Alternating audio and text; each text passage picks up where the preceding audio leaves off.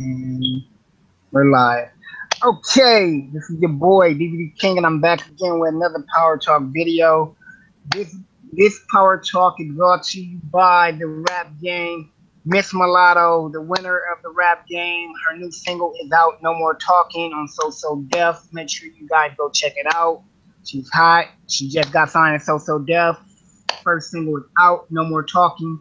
So definitely go check her out. Like I said, Miss Mulatto all the way. And if you guys have any questions about where to find the music, hit me up and I'll definitely point you in the right direction. But like I said, follow her on Twitter, Miss Mulatto. Hit her up on Instagram. You know, anything. Just you guys can go to her YouTube page, Miss Mulatto. Just check her out. Real hot, real hot. All right. Today, Hey, today, how are you doing? I Today, am doing amazing. we have Queen in the building. So, Queen, please introduce yourself to the people that are watching so they know who you are. Well, I go by the name Queen Candisa. It's spelled Qandisa. I am a professional dominatrix based out of Orlando, Florida. And hey, ask me whatever you want to know. I've done everything from I've been a lifestyler in the BDSM and fetish community for almost 8-9 years, going on a decade probably next year. And I recently made my first foray into being professional as of last year. So feel free to ask me whatever you like. Yeah, you guys heard it here first. She is a dominatrix. I'm bringing something different. Now, a disclaimer, just letting you guys know right now. She is not a part. Well, she is, but she's not. She is not. She's not. Yeah, you guys heard it here first. Sorry about that. She's not a part of the porn community like that. She is a dominatrix. She's a professional dom. She's been in the business for a minute. So you guys can come in, ask her whatever you want to ask her. You know what I'm saying? And you guys can feel free to just enjoy this interview. So with that being said, Yes. now you're in Florida. You're in Orlando, Florida. How is it out there right now? It is very tourist heavy. As you know, we are probably one of the biggest theme park capitals of the world. So we constantly have tourists, millions of them coming in constantly day in and day out. Our traffic is ridiculous, but there's always fun to be had here in this city. And I think that's part of the reason why I like it. It's close to home. My original home is Tampa, which is an hour away. And I moved out to Orlando just to work and play at the same time. There's a lot to do out here. Okay, great. Now basically, as far as you becoming a dominatrix, like what honestly, what will possess you? Like what like why would you become a dominatrix? Like basically, just explain to me why would you become a dominatrix? Why did you take on that? As opposed to anything else, and like I said before this interview, these are a lot of questions I've been discussing with myself as well. I think the best stories are told from the beginning. You know what I mean? So let me take you guys back. If you can try to imagine me being in high school and I was just coming out of my shell. In middle school and elementary school, I was always really shy and quiet. But as I entered high school, I got really bold. I started getting really assertive. And I had some very progressive ideas about men and women and how we were supposed to act and treat each other, and especially about sex and sexuality. I can trace my pro-dom roots as far back as high school because there was always boys that I would find that I would pick on and just kind of torture for fun, and they would let me do it. I sat next to a little shrimpy kid once, or actually he ended up joining me for a couple of classes, and he would always sit next to me. And I would say, and I would do and say things like, hey, Kenny, let me borrow a pencil. And Kenny would give me a pencil and I would throw it on the ground and make him go over and pick it up. And as the days progressed and as the weeks progressed, I kept coming up with newer and newer methods to torture him with. Or I'd say, hey, let me borrow a piece of paper. I'd ball it up and throw it like the pencil, but the new rule this time would be you have to crawl on the ground and pick it up with your mouth. And, oh wow, you were punking them at a young age. How you were punking them? Wow, that's kind of crazy. No, and I ain't lying to you. I'm dead serious. This is something I actually was doing all the time. And quickly it became what do they call big fish, little pond syndrome? Yeah. Because I don't know if you can see, I grew up a bit of a nerd and a pretty nerd, and I abused the hell out of it. I sure did. I sure So, did. Boys so were buying me all kinds of stuff. It was fun. wow, wow. So now, understandable that you grew up, punking the little kids, little scrawny kids, and the ones Hell that yeah. probably and the ones that actually probably grew up to be slaves now, as you call it in your lifestyle, slaves as you call it. But what basically, how can I put this? When you Hmm. first actually had your first taste of being a dom, not punking somebody Hmm. because they were probably scared of you and they probably actually liked you, but when you first had that man that would submit to you, how was that? Woo. I'm not gonna lie to you. My first real experience with it, because unfortunately, my first real experience with it was before I started pursuing it myself. I was dating a guy who wanted me to do all of these dominant acts, and I hadn't made the connection yet. Like I was 19 at the time, and he wanted me to like tie him up and do all these things. And to be honest with you, it was weird. It was really, really, really weird. It was awkward. Um, but later on in my early 20s, when I actually started going to the dungeons and taking classes and learning with the community, first time I got a cane in my hand and went to go spank somebody, it was thrilling. It was exhilarating. It's like a hot summer day and jumping in the ocean. It was just, you could just feel it all over. I was getting chills, I was getting tingles, and I almost couldn't stop myself. Like he almost had to go ahead and call his safe word because I was gonna wail on him till that stick broke. Wow. So Yeah, we have a question right now, please. and this is by James. He said, "So do grown men get turned on by you dominating them?" Yes, yes, yes, yes. It will. I will be in a session, and someone will have paid for my time and paid for my dungeon session, and you'll see them get a hard on. It happens, and sometimes you don't even have to necessarily do or wear anything. Sometimes it's just the way you talk to them. If you talk to them in a commanding manner, it's enough to get them turned on. It's all mental. It's all up here. Very good, very good. Now there was a movie that came Yeah. out back in '97, called Confessions of a Call Girl. Um, Oh, the TV show. yeah, yeah, it was a TV show, but it turned into an actual movie. Um, and she was a dominatrix in it. She was a dominatrix slash call girl.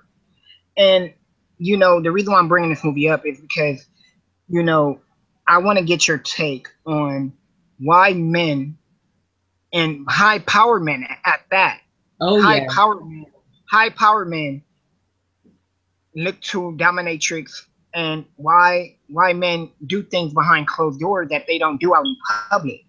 Far as you understand the naughty little thing that they do, why do they look to dominatrix for that? Why? Like what is it about that they can't get from anyone else? Is it a mental thing? I asked myself the same thing when I first started doing it. I was like, why do they pay me so much money for me specifically to do it? And I got a lot of stories. And as I got personal with them, I would start asking them just straight up, why do you come to me as opposed to someone else? And a lot of the stories that they gave me were very similar. So I'd have a man, let's say he has a foot fetish or he loves to look at a woman in sexy heels, right? It gets him off. He could go out on the street and he could wait around for girls to walk by in sexy heels. But there are specific, wildly specific things he will like about those feet. He will like the way they look, like the way they smell, even a certain part of the foot. I was telling you, it's all mental. It all comes from the brain. These guys would even go to strip clubs and pay the strippers, and the strippers are like, hey, you want to dance? And the guys will be like, no, I just want to see your feet. And they get weirded out. The normal women honestly get weirded out by it. It does take a certain X factor to pull off doing what I do. You have to have it. You have to have that natural jungle dominant instinct. If you don't have it, they will smell it on you on a heartbeat and it will turn them off and they will never talk to you again. it is a certain, as the French say, a je ne sais quoi. It is a certain inexplicable factor that you have to innately have. And another reason why they go to me is because I can safely perform some of the acts without getting them killed. Like, let's be honest, a lot of the stuff we do can get a person killed or permanently injured. And I've been trained to call it. I can tell him when he needs to stop. Very good, very good. We have Mhm. another question. What, Please. what, what? Now it's told to me that a lot of dominatrix make money. A person in the chat room wants to know what is an average session cost. Give me a roundabout figure. Now, how much you make, but a roundabout figure. It can be anywhere between 200 to 350 an hour starting. And that's for the Two. first hour. That's for the first hour. Mm-hmm. Um, now people that I have run across that are dominatrix, Yeah. they tell me, I have asked them questions. They were like, "Well, I'm not a prostitute."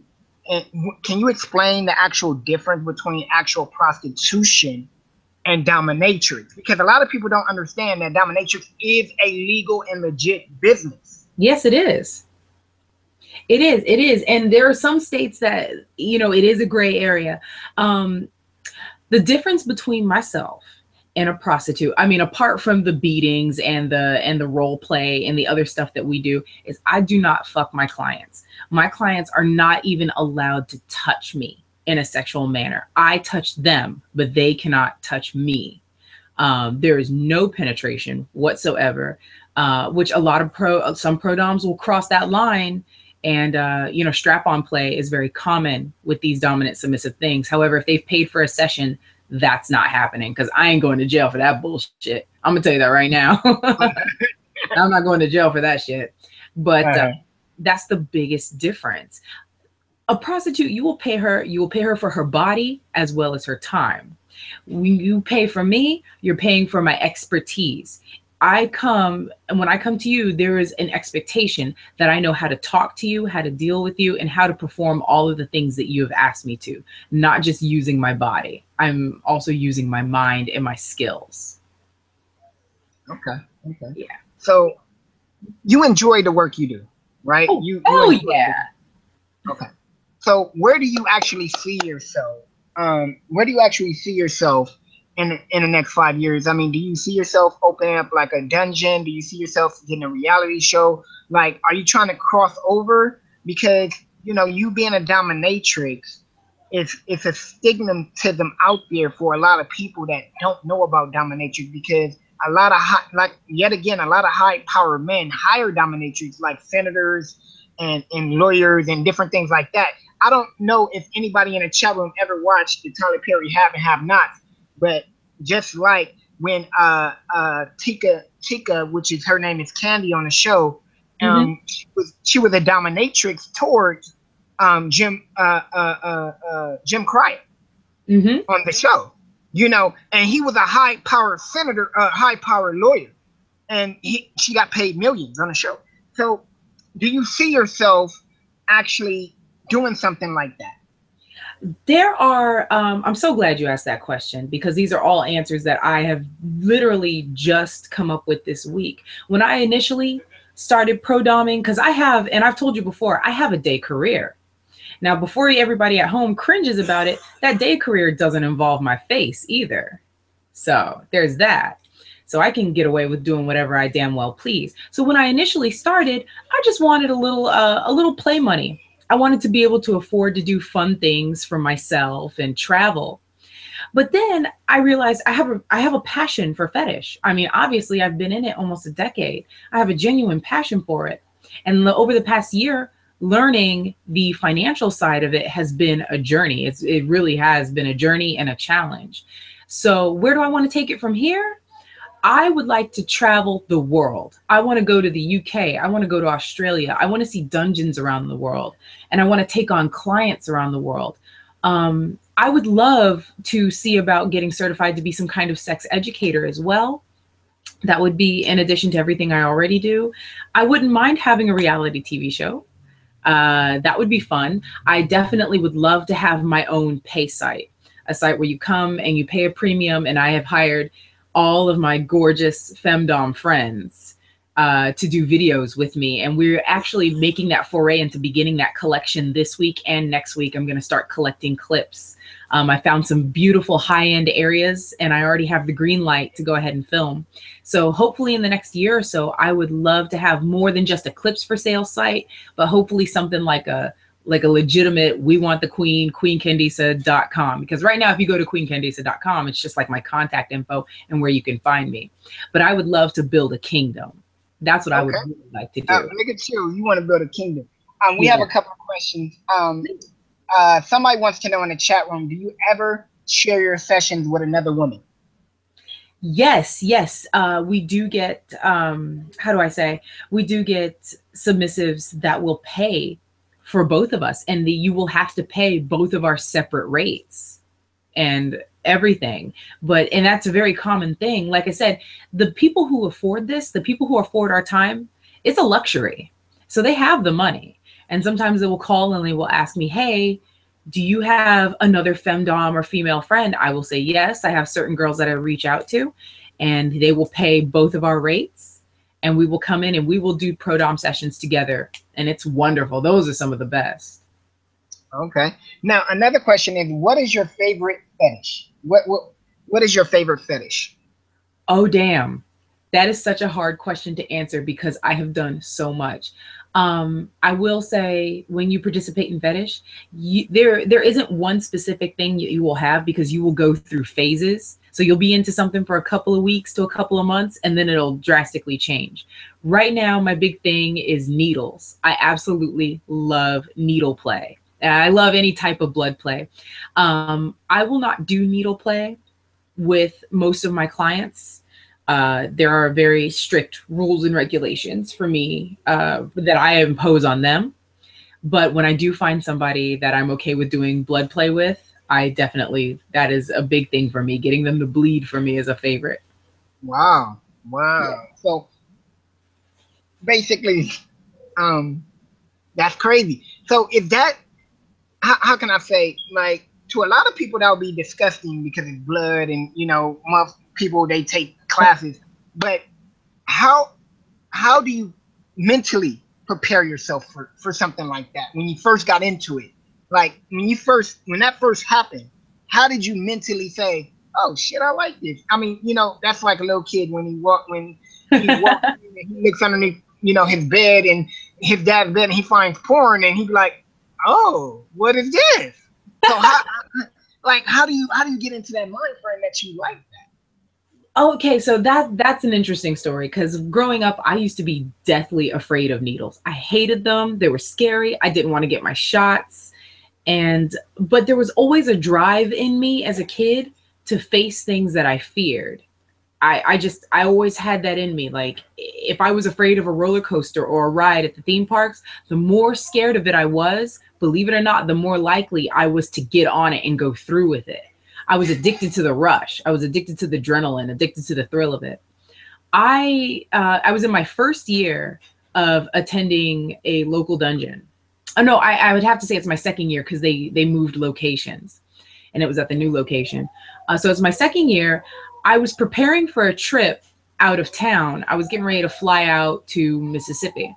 And keep in mind, all of the things that I do, I have had performed on myself, because I want to know what it feels like. I want to know what I'm doing to my client. Wow. You still there? I think we lost connection. Try a couple of needles. You can do it. And I was sweating. I was sweating bullets. I was real nervous. But I raised my hand and I said, I'll try it.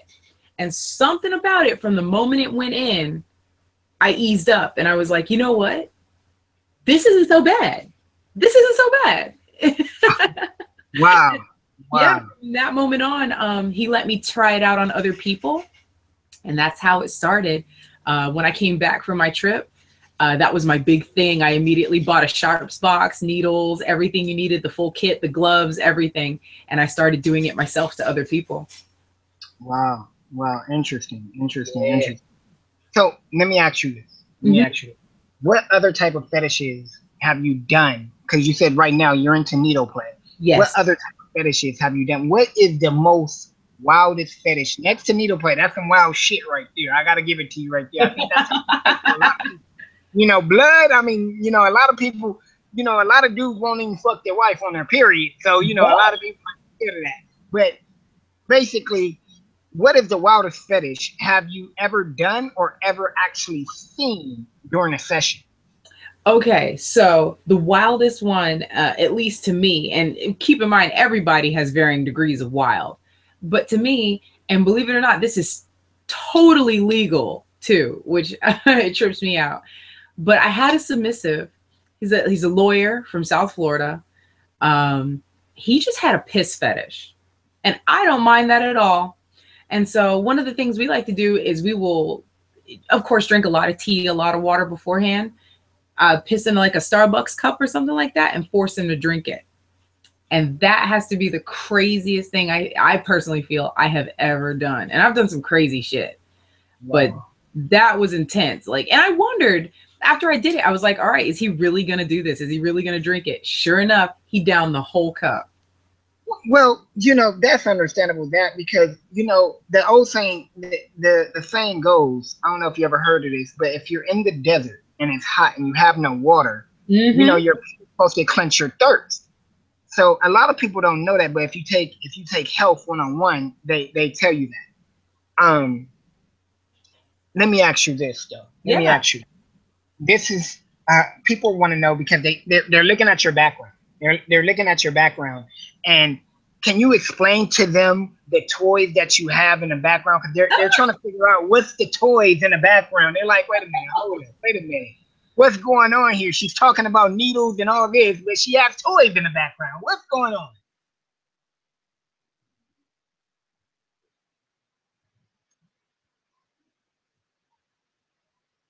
I think we lost. Okay, From go the ahead. time I was a little girl. I'm big into video games and toy collecting. And so what you see behind me here, I'll pick up the camera real quick, try not to get sick. But what you see behind me is a wall. These are my Marvel Legends figurines. This is my personal collection of Marvel Legends. And then over here, I have Transformers. These are all my collection of both third party and official Hasbro Transformers. And there's Wow. more all over my house. There's way, way more. I probably have well over 1,000. I have everything from pop vinyls to Monster High to Ever After High dolls, as well as vintage. I'm big into vintage toys too. So anything from Ghostbusters to Ren and Stimpy, Teenage Mutant Ninja Turtles, I collect. Wow. Wow. Okay, so look, this is what we're gonna do. When you die, you're gonna put me in your will because all that's gonna be worth a lot of fucking money. You know, so you're gonna put me in your will to inherit all them toys, you know, because when you die, that's gonna be worth a lot of money. Oh No, bro. yeah, it is. Oh, Um, somebody in the chat room said, "Oh, now I'm turned on because they see all the toys and all that."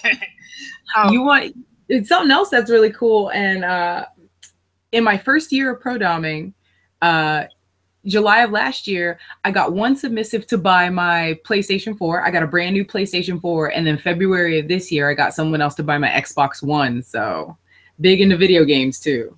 oh, you're big in a video game. Oh, yeah. What type of video games do you play? I'm big into role playing games, RPGs, and I'm dabbling more in first person shooters the older I get. They used to make me really nauseous when I was younger. So right now I'm playing Fallout 4 for PlayStation 4. I'm playing Sunset Overdrive for Xbox One. I'm also playing, oh crap. Now, I don't have the Division just yet. I'm going to buy the Division, but I'm also playing Rainbow Six, which I absolutely love. Rainbow Six Siege for PlayStation 4, which is, oh my God, I love that game. I love it so much. Wow, wow, wow. Yeah, I'm a big Call of Duty fan, and I lost $250 with my homeboy because we play on Call of Duty every weekend. Um, you know, we play by kills or whatever. I lost 250, but then again, I actually end up winning it back, so I end up breaking even, which I'm like, fuck. You know, I was trying to win some money out of the damn situation. But no, but yeah, that's good. That's very, very good that you actually, you know, you don't actually meet a lot of women like that. Now, let me ask you this. Let me ask you this. You're beautiful. You're a dom. Thank you. When you meet a man, Hmm. now going into your love life, do you Okay. go into your huh? Okay, go ahead. Yeah, totally. I'm ready for it.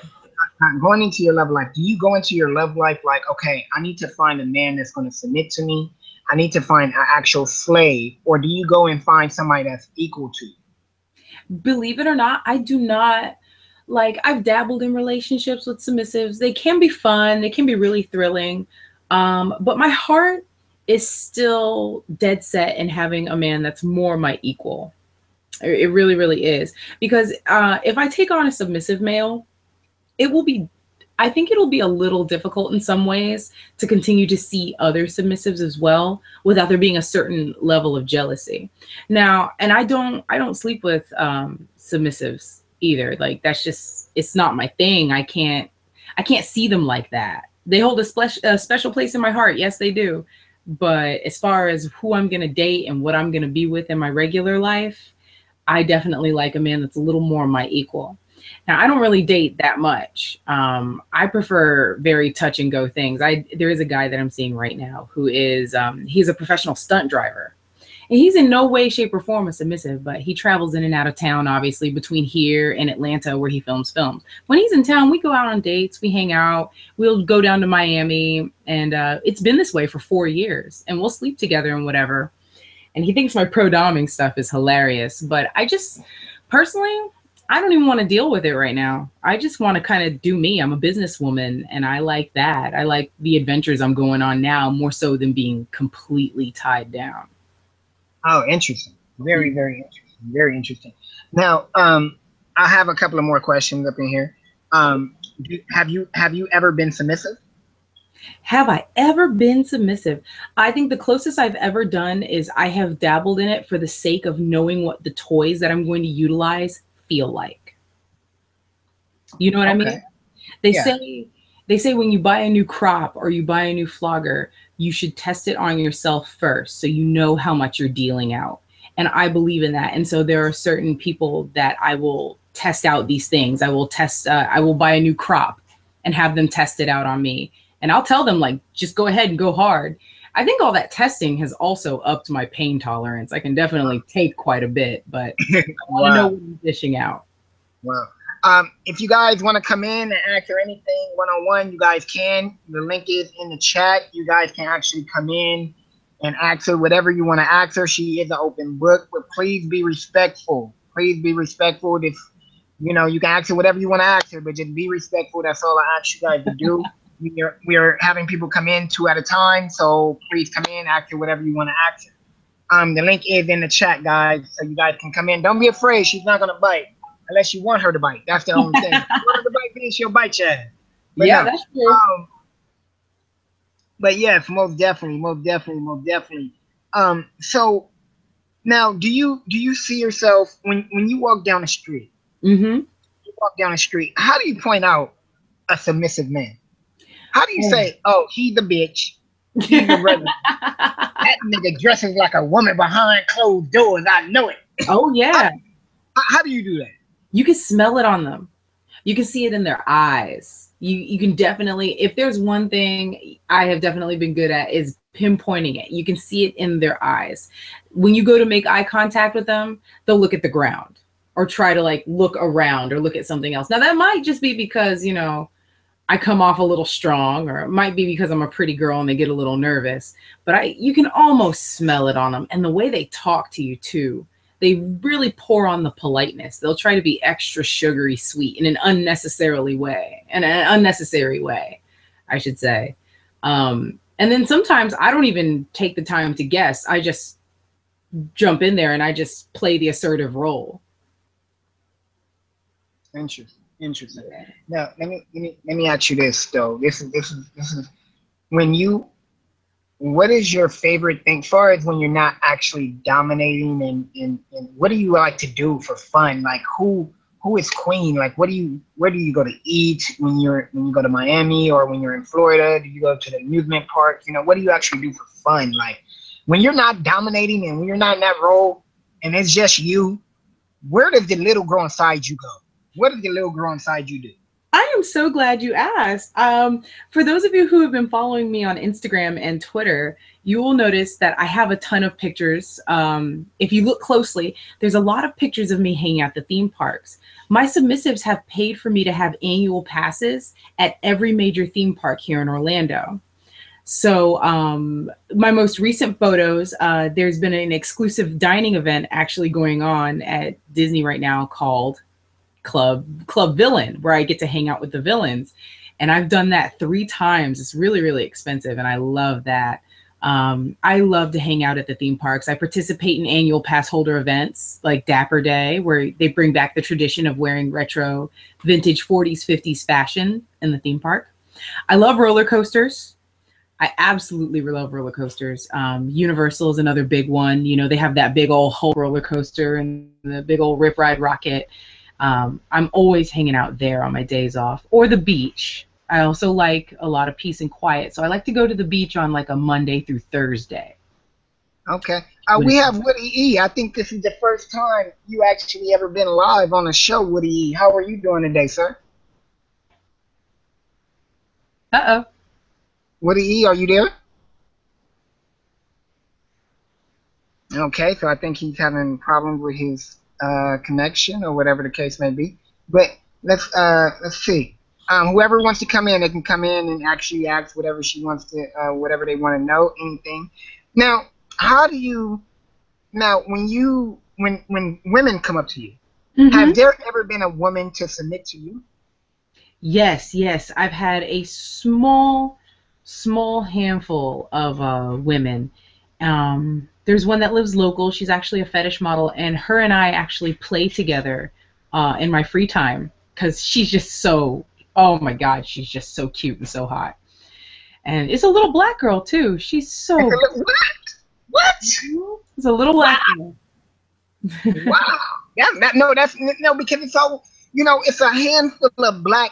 It's a handful of black pro-doms, and it's a handful of submissive slave black women. It's a small handful. I mean, shit, you can count them motherfuckers on your toes. I mean, that's how small they are.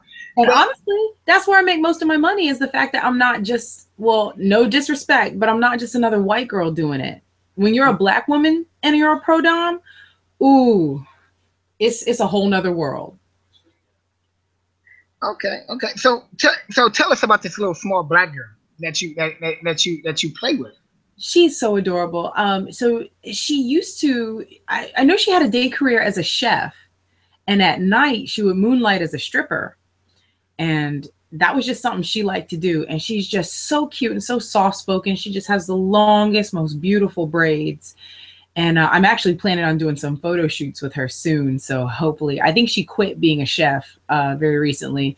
And I think she just fetish models and submits.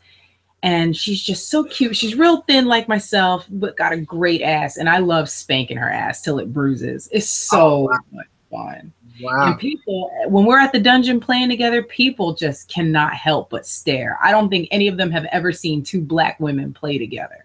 I mean, yeah, I would like to see that. That would be something that you know what we need to do a donation line where we set up a camera and we can do this, and people can actually come in and pay to see that right there. Just virtual to see that right there. I think. Right there. That I think right there we're gonna have to talk business about that right there. Now let me ask you this. Mm-hmm. Let me ask you this. What is the difference between an actual session and an actual live-in slave? I hear dominatrix talk about that they have live-in slave that, can you actually, tell us about the actual pro-dom contract between the actual live-in slave and what's the difference between the actual session and the live-in slave? I mean, most people be like, oh, that's a stupid question. Yeah, you should know that because one's a live-in, one's a slave, but there's actually an actual difference, right? Mm-hmm. And some of them will pay to live in with you. So there's a gray area. You can't even say that, oh, well, one pays and one doesn't. You can't even necessarily say that. If you have an actual full-time live-in slave, that is so much more involved than say like the guy who will pay me a couple hundred just to come and clean my house for the month or the week or whatever. When you have a live-in slave, you take in a whole new responsibility. That's like taking on, for lack of better term, it's like taking on a boyfriend or almost a child, because now that person is going to get to know me inside and out. You have to get to know my house, how I want things, how I like my food, you know, where I like to go, how to handle all of my chores. It's way more involved than the person who's just coming over to tidy up. And I have to know this person. I got to know where they work. I got to know what their regular schedule is like. We got to be in contact. You know, one of my rules is you need to contact me in the morning, in the afternoon, and at night. You got to contact me 3 times throughout the day, even if we don't necessarily have any business together, even if I'm busy doing sessions all day or if he's busy with his 9 to 5. I need to hear from them. There, you know, it's way more involved. It's a 24/7 role play that is now going on. The other people, when their time is up, when I'm done with them, they go back home, they go back to sleep. That's it. That's the end of it. I might not hear from them ever again. I might hear from them again next month. But the live-in one, it's a lot more involved. And that's when you start rolling out contracts. Now, keep in mind, the contracts aren't actually legally binding. But for the people involved, it's something that we hold in high regard and that we do respect. I purposefully keep my contracts very short term. They will only last a couple weeks to a month, at most maybe 3 months, because I like to reopen it for negotiation in case anything changes, in case I need to change their responsibilities, add some, take away some. I also have more control over they themselves. If I want them to start working out, if I want them to start eating better, drinking more water, I add that into the contract. It's very, very involved. Very good. Very, very good. Very good. This is a quick promotion, real quick, guys. Make sure you guys check out Cable Cutters International. Make sure you guys check out Eddie Rod. Make sure you guys check out Priceless. And make sure you guys check out everybody, Soulless Builds, everybody. In the Cody community, we all stick together and we all make things happen. So this is a quick promotion. Just make sure you guys go subscribe to Cable Cutters. Check out his. He has very, very good. How are you, James Mack? How are you doing today? Hey, sir, how you going? I'm Good. doing How you great. I'm doing? doing great. You can ask Queen anything you want to know. She will answer anything that you want to know. All I do is ask that you be respectful. Please don't ask anything Oh, stupid. no problem. Oh, no problem. It's all about respect. I enjoyed the show, and she answered a lot of good questions. And my main question is, what is it about a man that I don't know if you answered this earlier, you might have, but what makes a man want to be dominated in such a way where he gets beat, maybe stuck with needles? I mean, I can understand fetishes, but what makes a man want to be beat? Is there something he's missing at home or what? Hey, No. wait. Before you answer that question, wait. Give me 1 minute. Okay. Kim Tech, I didn't leave you out. Make sure you guys go subscribe to Mike Myers, Kim Tech. Make sure you guys go subscribe to the whole crew, because you know that crew, we run like a well-oiled machine. So make sure you guys go subscribe to them. Go ahead, you can answer that. I'm sorry about that, Queen. I do Oh apologize. no, I'm so glad he asked this question. So what makes a grown ass man do this stuff? Everybody wants to know, right? And it boils Right. down to a couple of different things. So first off, let me start with the first thing. Society is very hard on our men. I think more than we're willing to admit. Like, sure, society is hard on women, but the expectations of men, we need to acknowledge that. We expect men to be providers. We expect them to go out, make all the money, be the breadwinners, still keep a strong face, you know, in the face of like danger and troubled times and everything. We have a lot of very, very harsh expectations on our men. And especially the kind of men that I'm dealing with. I'm talking about lawyers who cannot afford to mess up. I'm talking about doctors. I see one guy, he's a pediatrician. If he makes one false move, you know, his career's over. He's sued into the ground for malpractice. He'll never work again. His entire life hangs on these very minute decisions. So first, let's start up here. It's a very mental thing. They need that release. They want somebody else to take control for just a little bit. Even Beyonce has written songs about it. You know, everybody has written songs about how they want somebody else to just take control for a little bit so that they don't have to think about it anymore. Now, what brings them to the pain aspect? Have you ever seen the movie? We've all seen the movie Fight Club, right? You got a bunch of Right. men that start a club and they beat each other up. What the hell for? We're not even sure, but there's a rush in it. There's a release for them. Scientifically, when we go and we inflict pain on each other, that causes an endorphin rush. It spikes our endorphins. Obviously, if somebody walks up and punches you, you're going to get mad. Your endorphins are going to rush. You're probably going to want to punch that motherfucker back. That's just a given. But what people Right. have also discovered is that pain is very releasing. You can be beat until you are physically just cooked. You're done. You're tired. You're physically done and mentally released. There is a beautiful release that happens when people play and play hard. And I've gone through it and I've experienced it several times where I've allowed somebody to do it to me just so I understand it. And there is a significant stress release that happens. I actually was able to go another week or two feeling like I had had like the most incredible massage of my life. It is very, very freeing for you. It is very, very releasing all of that tension, and it gets done. After I learned all that at the dungeons, when I rewatched the movie Fight Club, it suddenly made sense. These men are getting a release out of beating the shit out of each other. It's not about how mad they are. It's about working out your stress. There's a huge stress relief that's really, really appealing to people in the BDSM community, whether it be the mental aspect of just role playing or the physical Mhm. aspect of just beating the hell out of each other. Okay, one last question, DVD, and I'm gonna go back in the chat. Um, when you're dominating a man, and let's say you're beating him with a whip or whatever the tools that you use, and they get that thrill, how long does it take them for their body to heal before they come back to you again? That depends on a number of factors, obviously. It depends on the severity of the beating and how much they can actually take. I highly suggest not coming back for at least, 2 or 3 weeks. Okay.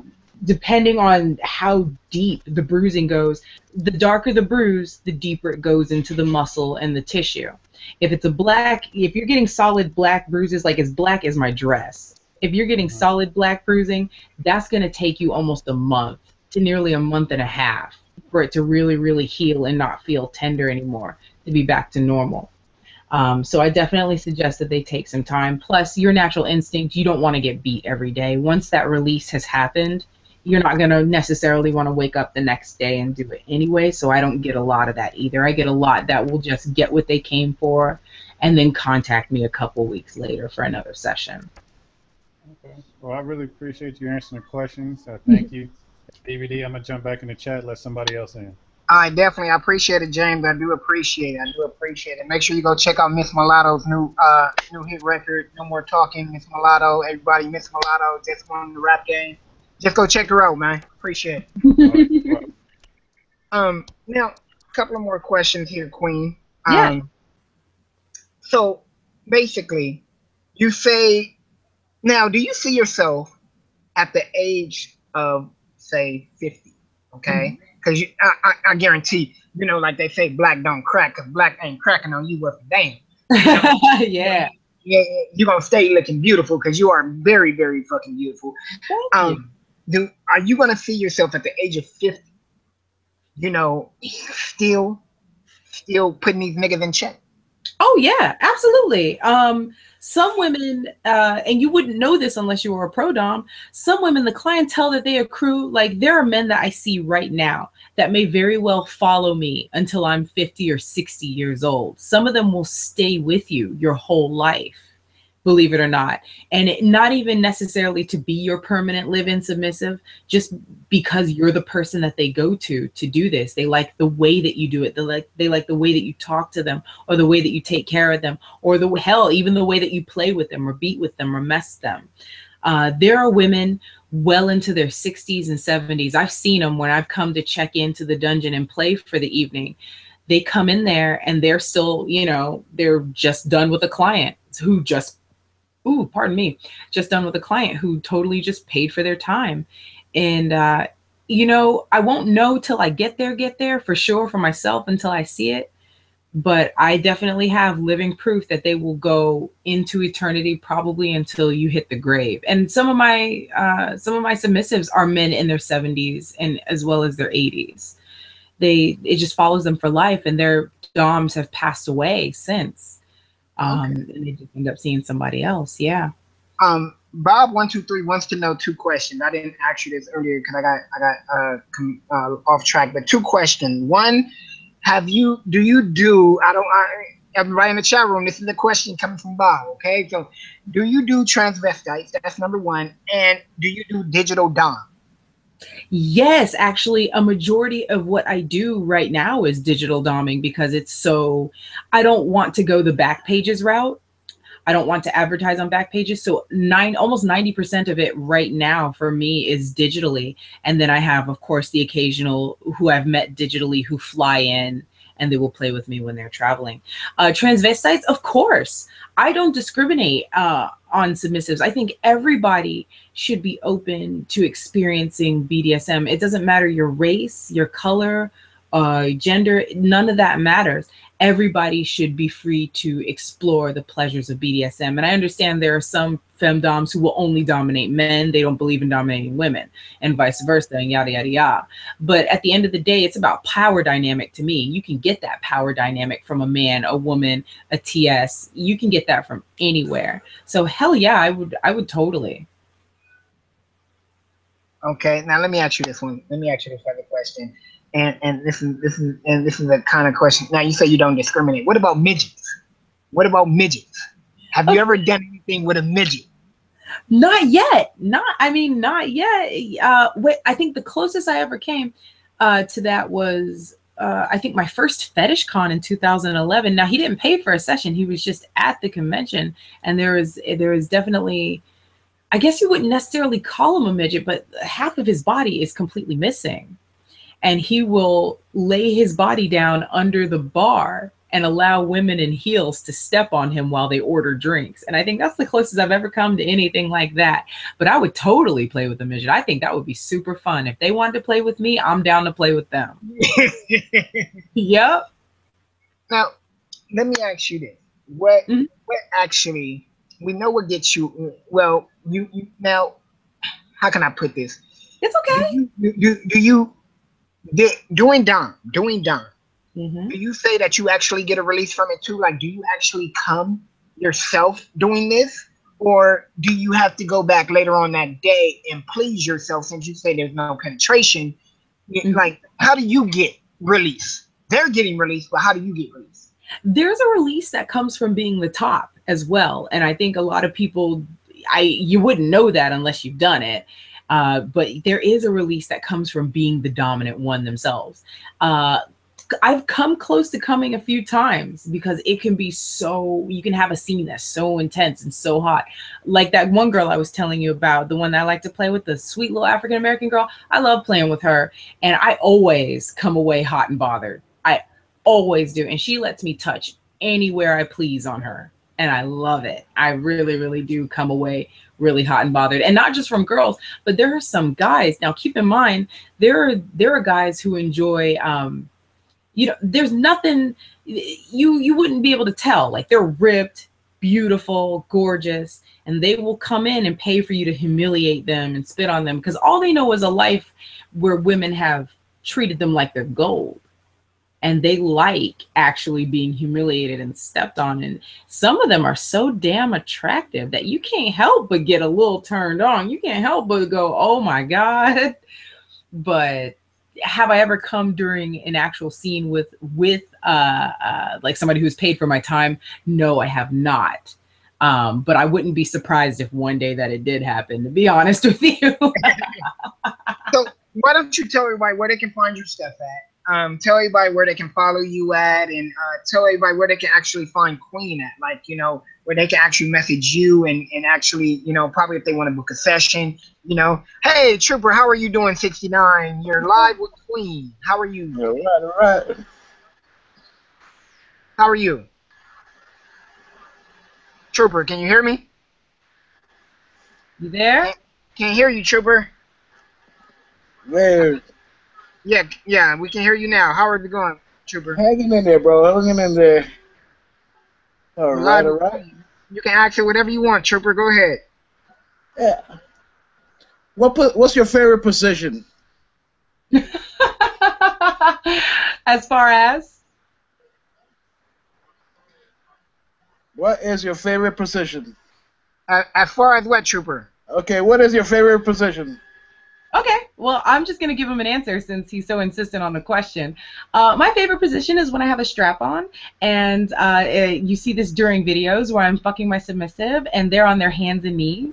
I absolutely love that. Kind of a reverse doggy style, I guess, for you vanilla folks out there. I absolutely love that. I like to grab my submissive's hips and pull them down onto my strap on.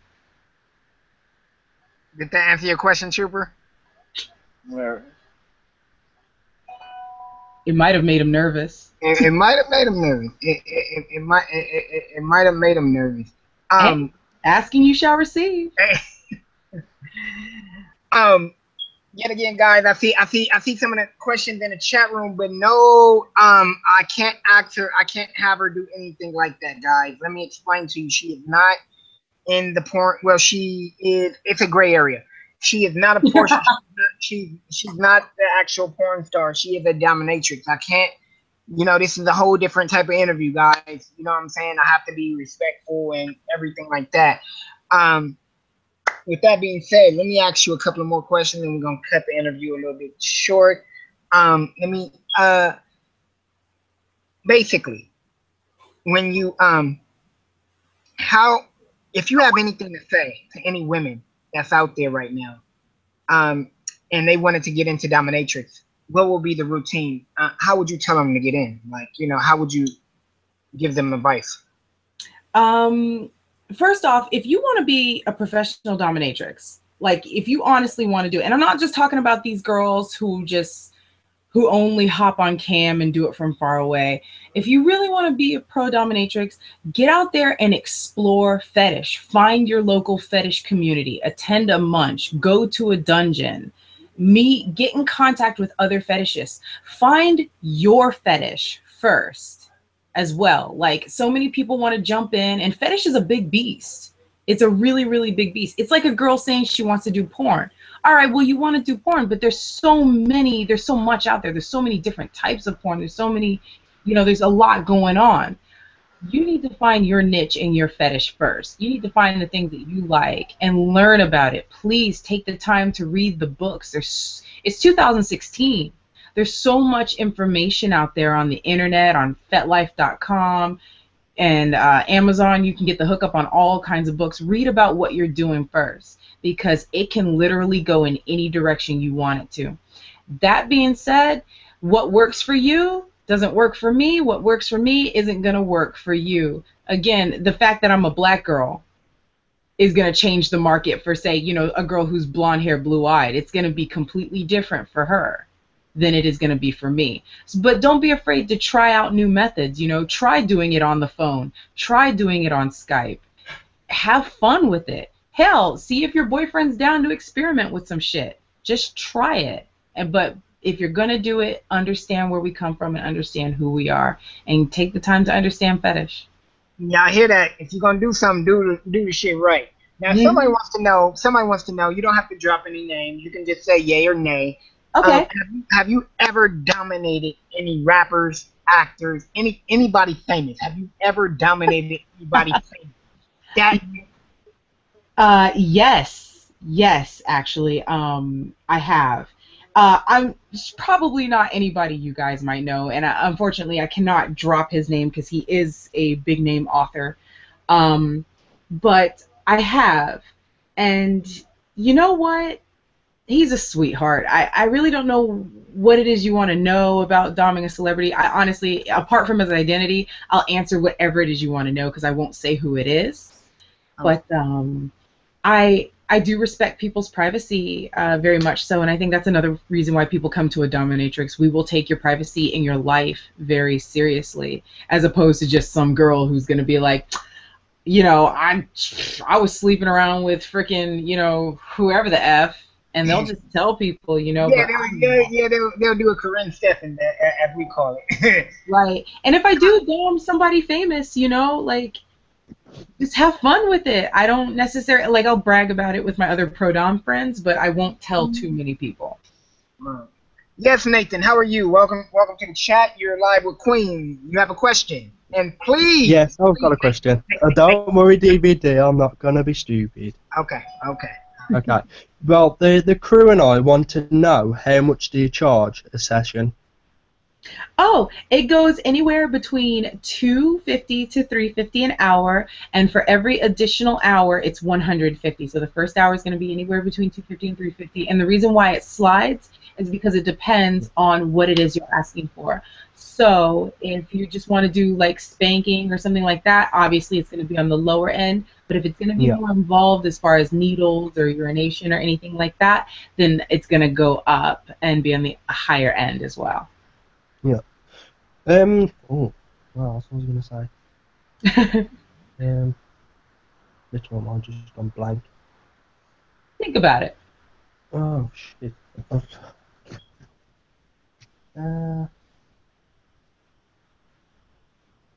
No, I forgot. Okay, that will be all what I'd like to say. Okay. Oh, Thank you, Nathan. I do appreciate that. Thank you. Okay. Yeah. With that being said, why don't you tell them where they can find you at, and where they can find all your products and everything like that, so they can, know who you are, and if they ever want to get a session with you, they can actually contact you. absolutely. So everything is, I've done the best I can to make it nice and simple. So you can follow me on Twitter or on Instagram, both under the same name, Queen Candisa, and I'll spell it for you, QueenQuendisa. There is a queencandisa.com. Again, it's just for contact purposes right now, and also queencandisa@gmail.com. Right now, you can just follow my adventures. You can just see who I'm working with, who I'm collaborating with. It's all brand spanking new, so there's not a whole lot to check out just yet. But as we go on and venture forth into the coming months, there will be new stuff. Oh, and I haven't gotten to tell you guys what my name is all about either. Oh yeah, go yeah. Tell us that. Tell. Why did you? How did you come up with that name? How did you come up with that name? And wait, before you say that, Mhm. just letting everybody know, I will be having a second show tomorrow. Tomorrow is Ron Jeremy. His manager just confirmed he was supposed to be on today, but he couldn't make it today, so we just made it for tomorrow. So tomorrow will be a show. I will give everybody the time. I will send out the notifications later on tonight when I actually confirm the time. So with that being said, can you tell us about your name? Oh yeah. So ooh, pardon me, I had to burp. So we started with the name Candisa because Yeah, I'm I got big something free. into, huh? Yeah, I told them they got something free. That right there. That was dominant right there. Oh, absolutely. I had to burp a Y'all little gotta, bit. y'all gotta get paid. She gotta get paid for y'all to hear her burps. I Nah. know, right? So a Candisa is, I'm big into mythology and mythology from around the world. Clearly I've got my Egyptian dress on and things like that. And so we came across the name Candisa because it is the name of a Moroccan goddess who she lives in the water, and the men of Morocco believe that every spring equinox that they have to bring her gifts and tributes, or she will drive the men crazy and kill them.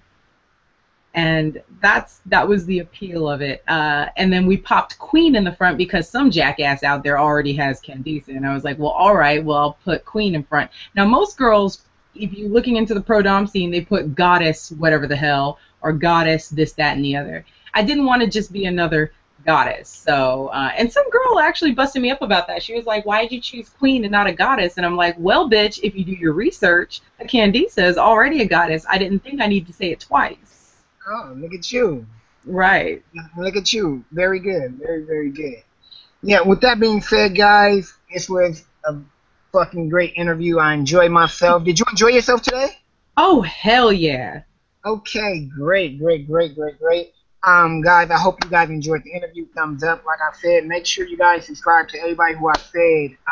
Cable Cutters, Kim Tech, Nathan, Trooper, Soulless, Priceless, Eddie Rod, Mike Myers, the whole crew. We run like a well-oiled machine. Without them, a lot of things wouldn't happen in the Cody community. Make sure you guys go check out Miss Mulatto, and make sure you guys go follow Queen Candisa on YouTube. You have an actual YouTube page, don't you? No, I don't That's it, actually. right? Someone told me That's I it. should start one. Yes, yes, you should start one. You should start one. I'm going to help her out, guys, and help her out get her own little YouTube page and you know, she's gonna actually, we're gonna have a dominatrix YouTube page. I want to actually help her out with that probably, you know. But make sure you guys go follow her on Twitter, Instagram, Facebook, wherever you can find her at. She's right there. So if you guys need your ass kicked and you need to be put in line, that's the motherfucker y'all Yeah. go to right there. You know what I'm saying? If y'all want to bow down to a beautiful black queen, that's who y'all go to right there. You know. So with that being said, like I always say before I leave out, man, I bring you guys the real, the raw, and the uncut version of everything I do. I have another show tomorrow with Ron Jeremy, so you guys tune in to that. But with that being said, I'm offline. I'm out of here. Church.